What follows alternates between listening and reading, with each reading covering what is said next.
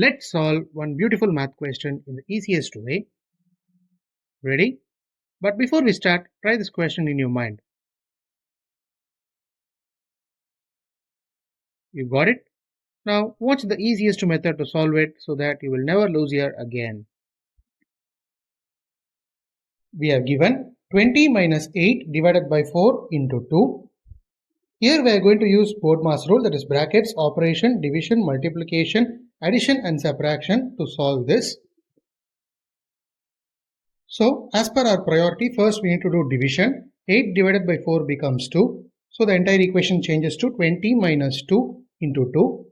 Now we are going to do multiplication as it's our next priority. So 2 into 2 becomes 4. The entire equation now changes to 20 minus 4. 20 minus 4 is actually 16. Therefore, the solution of 20 minus 8 divided by 4 into 2 is 16. If you enjoy this video, support me guys by subscribing my channel, and